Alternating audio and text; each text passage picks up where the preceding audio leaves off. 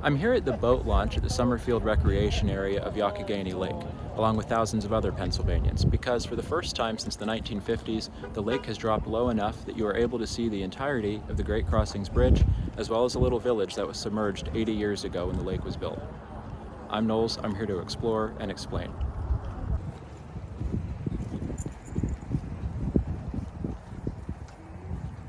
So I wanted to stop at this old toll house on the National Road about a mile east of Great Crossings in a little village called Addison to kind of give you some background on the National Road and why that bridge and that little town are so cool.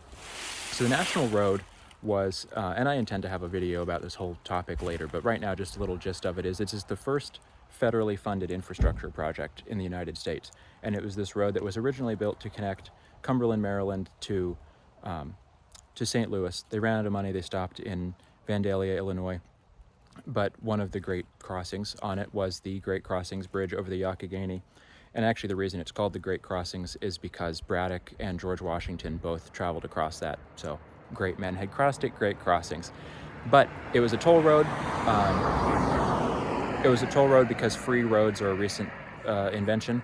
And this was one of the toll houses along it. So I'm going to flip the camera around and just kind of poke around the exterior. This is a super historic area. There's so much content to cover in this area, but today we're going to focus on the National Road and that little town. So I will see you over there. So to continue the history of the road and the town, the road, much like the railroad that came after it, inspired a whole slew of towns to be built along it because people wanted to tap into this new trade route that was available. It was basically like the interstate of the early 19th century. One of those towns was Summerfield. It was never bigger than about 200 people, but it continued to thrive along the National Road until 1940, when the Army Corps of Engineers, in an effort to control flooding throughout the Trans-Allegheny region, mostly as a result of the 1936 St. Patrick's Day flood, decided to construct a series of dams on the streams and rivers that fed into the Pittsburgh area, including the Youghiogheny. So Summerfield was razed in 1940, razed with a Z, meaning it was destroyed. They cut down all the trees, they tore down all the houses, they relocated all the residents, leaving just the stones and the foundations and the bridge behind. In 1944, the lake reached its full size.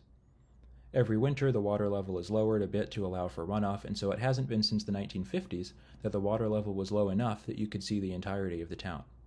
The last few weeks have changed that.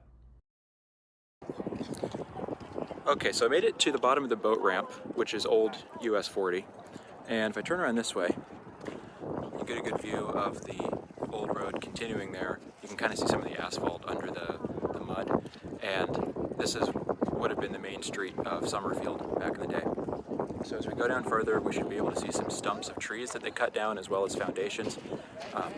You're seeing this for the first time with me, so I don't know what to expect yet, but we'll get it on camera when we get down there. And there's the lake behind me. I just can't believe how low it is. New US 40.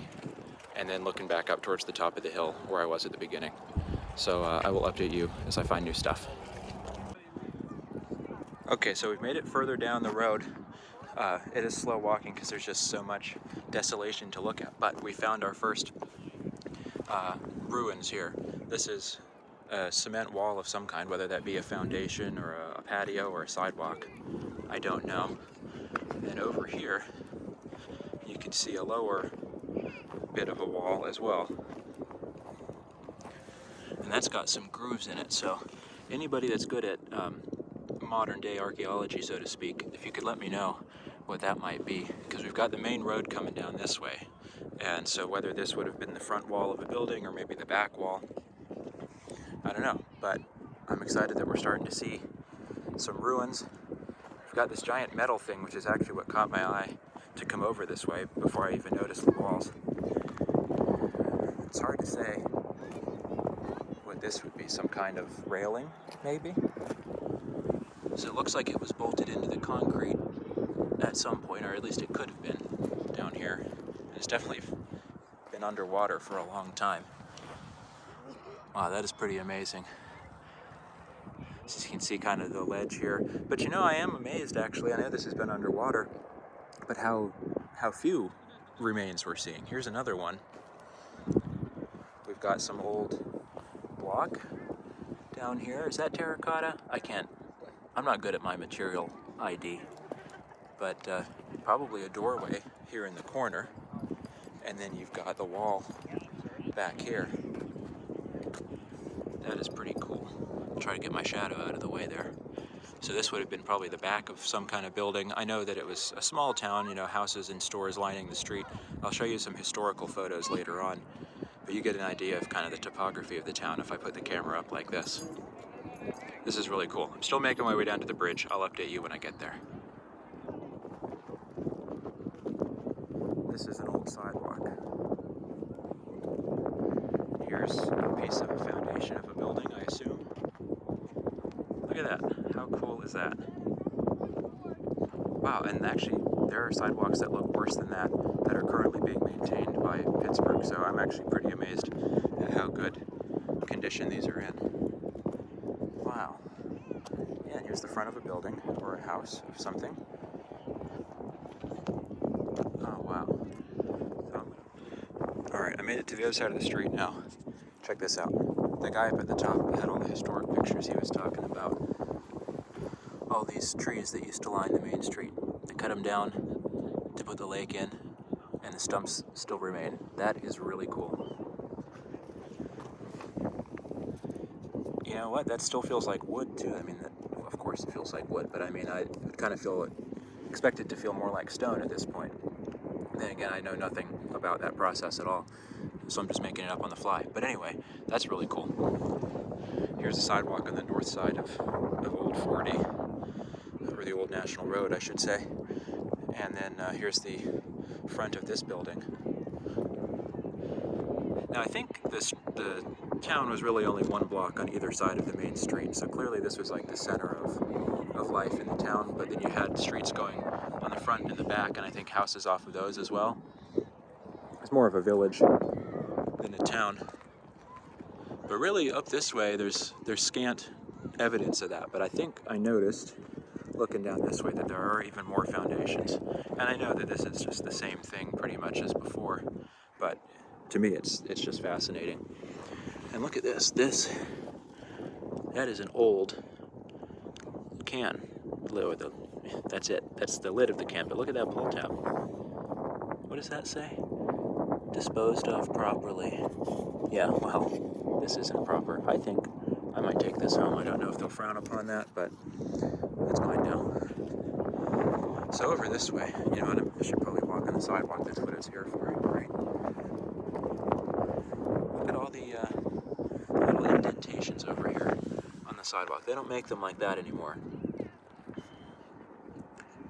I know I say this in just about every video where I explore stuff, but if you know what you're looking at, I clearly don't. So leave it in the comments below if you know why they would have pockmarked the sidewalk like this when they laid it. I'm guessing it has something to do with concrete construction from back in the day. But you don't see them like that anymore. And then up here, yeah, look at this. I'm seeing more foundations, maybe of a house.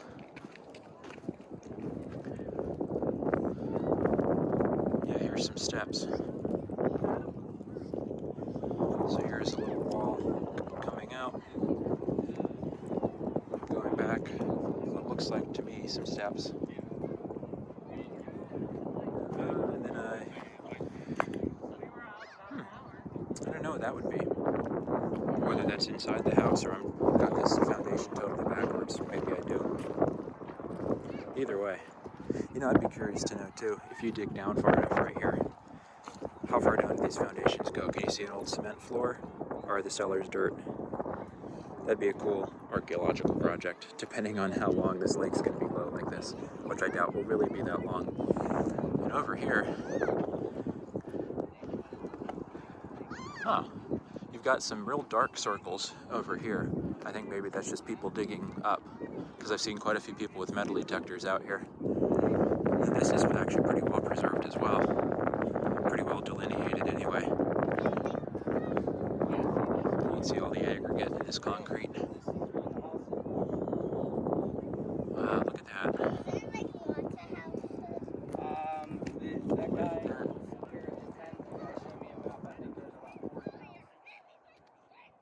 at that. Okay, we're coming up on the bridge now on the old bank of the Youghiogheny River. So the river would have flowed through the arches of this bridge, of course. This is why it was built. And it looks pretty alien. It doesn't even look like a river right now. But there is actually some water in here. Oh boy, I don't want to get too close to that. Look at that. Now that's some nice acid mine drainage right there. We've got some kind of cement, something or rather, over here. It's hard to tell actually what anything really is because there's so little left. But there's a tree stump, there's quite a few tree stumps over there, and you can see just how low the current is of the river right now. I would have loved to have seen this before 1940 with just the lush riverbanks and the stones and everything, because some of the old postcards that I've seen are just gorgeous. So there's the bridge over there. It doesn't look like they're letting people on it, but I'll get as close as I'm able to. Okay, I made it over the lake. This might be the bad side for lighting. I'll have to go check out the other side, but look at that. That is cool. You can see all three stone arches going out that would have crossed the Youghiogheny River, and now, of course, are usually fully submerged by Youghiogheny Lake. And you really get a sense of the skill that the masons had. I mean, this was built in 1818, so all hand. I mean, I'm sure, you know, horses drew some of this stone, but the fact that it's still standing is pretty amazing. Because do you think our bridges would still stand if they were underwater for 80 years after over 100 years of use? I don't know. But I mean, that's just incredible. Look, you can see where the sidewalk kind of ends and disintegrates into the bridge. Now, unfortunately, I can't get up on it because there's park rangers blocking it, which I understand. I mean, that is probably pretty dangerous, but I'm just happy to actually see it in person. The craftsmanship on that is just incredible. So this bridge is 206 years old now, and it looks great. I'm going to go over to the other side and see what I can see over there.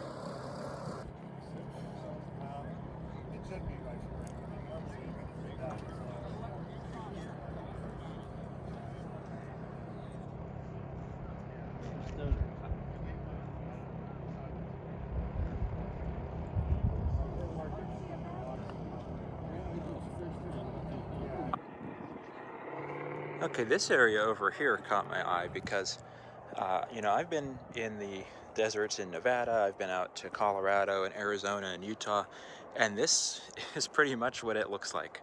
I mean, this is dry. This is dry. Look at how big these cracks are compared to my shoe, for instance.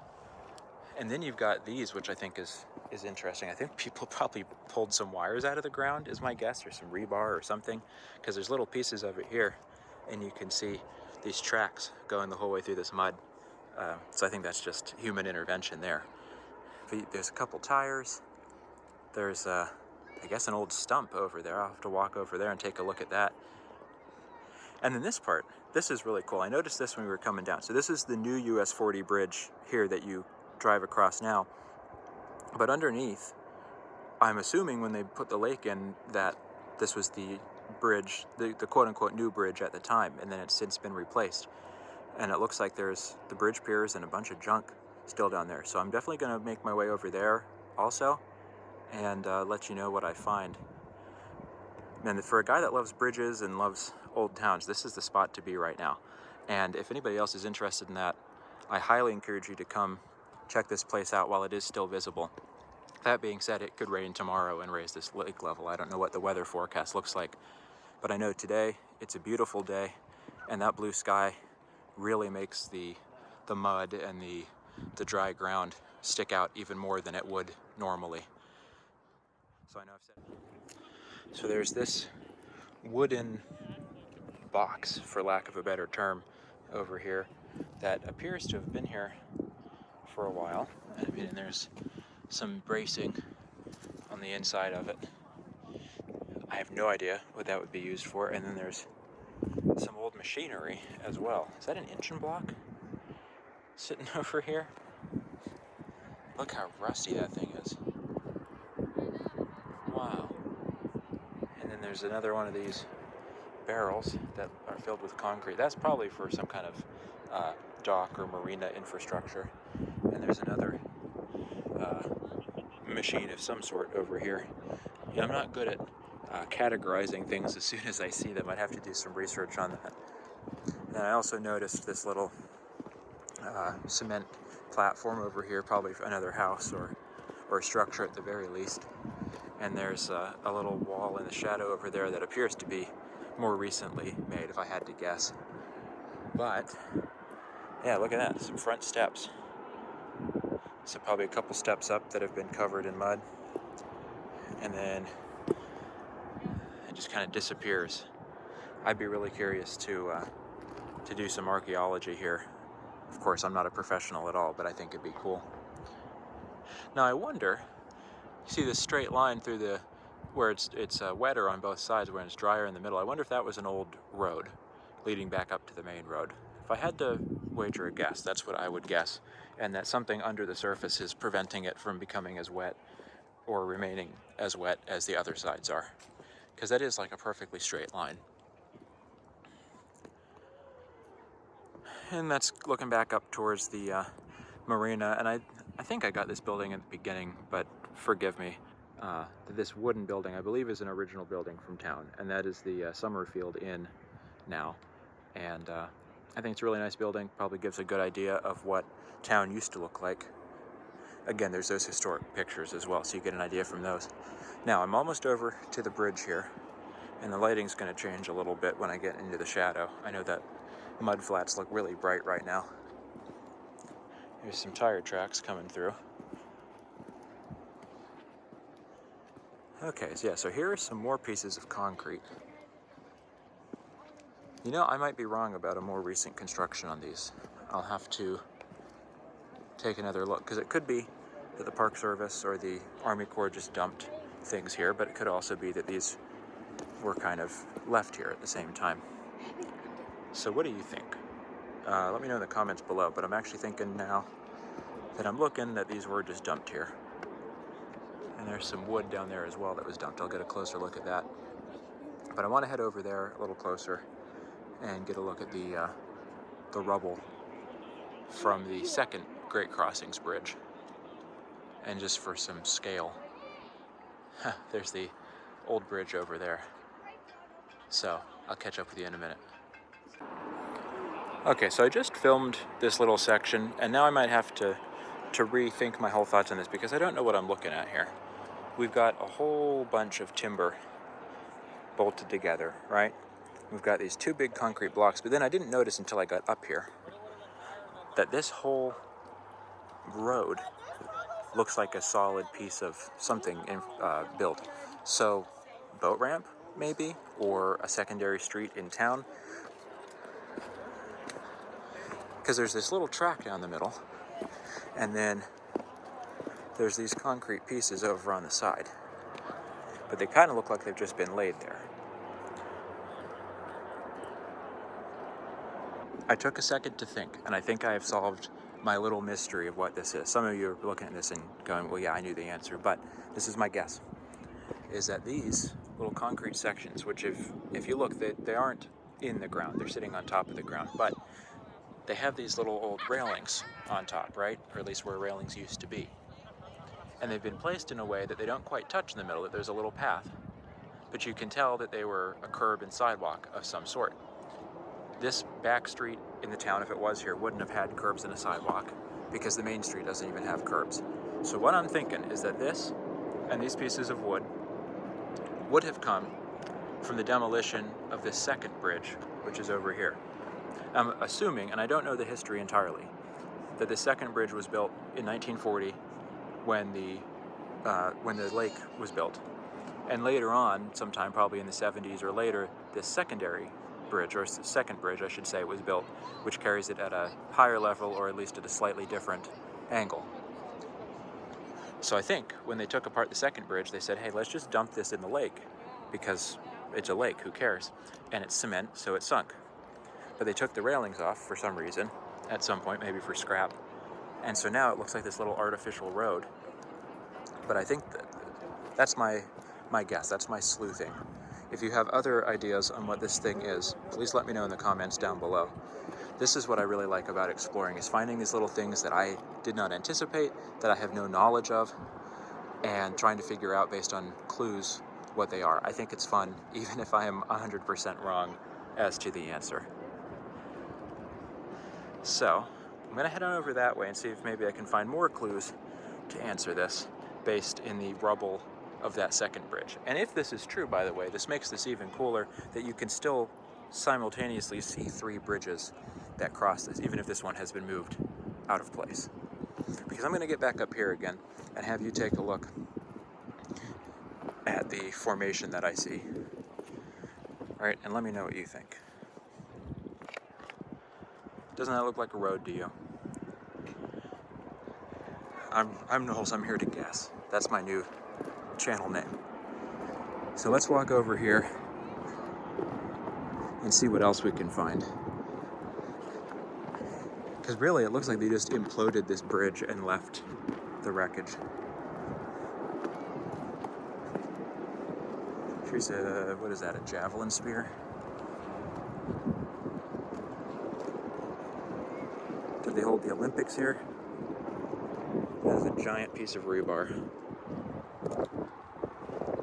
Wow.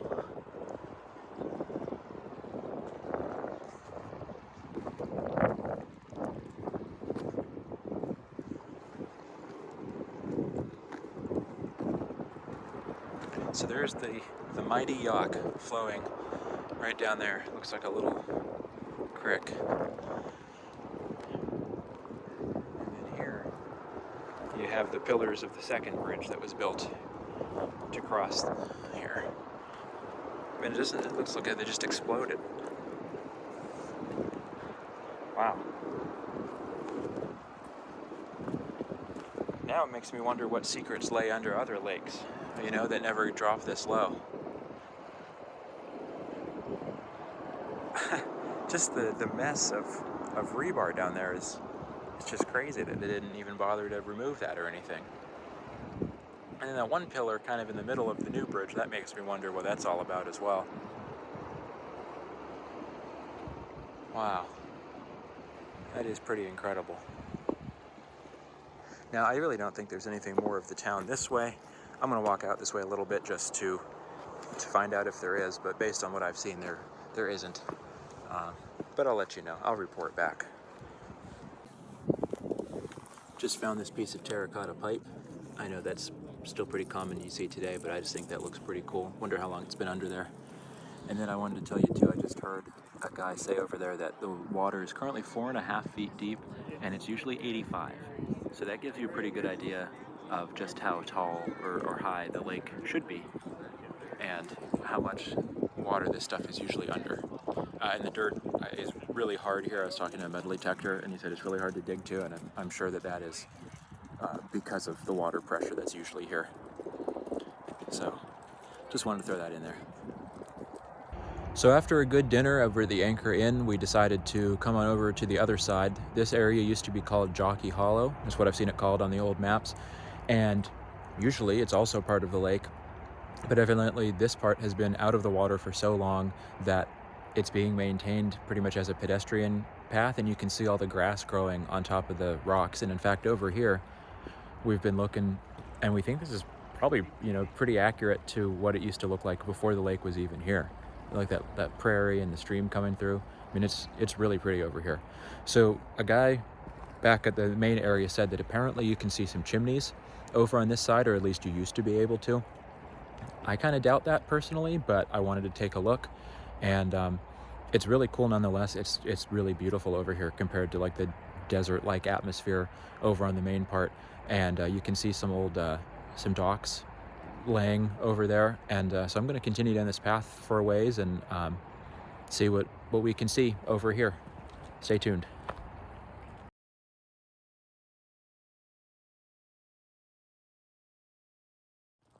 So I'm coming over to the edge of the lake here, where all these docks from the marina have been sitting for who knows how long, and I thought this was pretty interesting, if you can see it on the camera as well as I can see it. So there's these few houses up here, and at the end of their road they had a little access to probably a private dock on this corner of the lake. And as the water level has significantly dropped over the years, they keep having to add steps. And eventually now it's to the point where, of course, there's no water here at all. Nobody uses these docks. And Look at that. I mean, they just keep going down the hill over the years as the water level drops. I think that's funny, but I also think it's kind of sad because I'm sure they paid a lot of money to live waterfront, and now there is no water to front.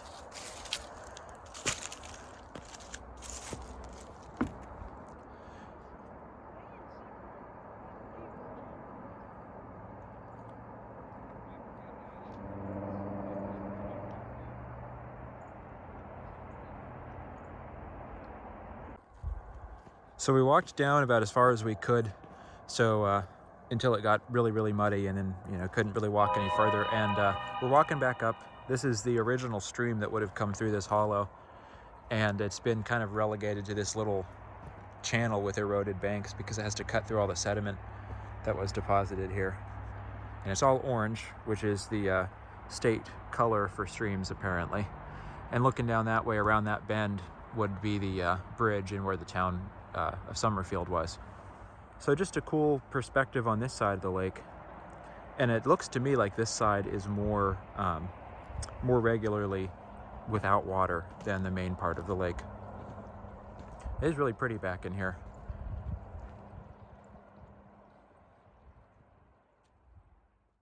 Okay, I found a shadowy spot to wrap up this video so I'm not being blinded while I'm filming it. I want to say thank you for watching, tuning into this episode. I've had a blast exploring this place today, and I thought this was a good shot also to show you kind of the history and like the reason I came here in the first place. So this is the 1818 Great Crossings Bridge, which is now, of course, visible. I'm underneath the third generation bridge, and then you've got the ruins of the second generation bridge right there. And this would have all been the town of Summerfield back in the day, from about 1827, I think, to about 1940. So it's really incredible that this is still here, and that I hadn't heard about it before, and that I was able to, in quick succession from hearing about it, to come explore it and then to share it with you. That's the magic of YouTube and the internet, I guess, is that I can record something that I find really fascinating and I'm passionate about, and share it with people who also find it. So thank you for watching and tuning in. And if you get a chance to come down to Summerfield and the Great Crossings, check it out for yourself. This is a neat place. I hope you liked everything that I had to show you today. I'll see you next time.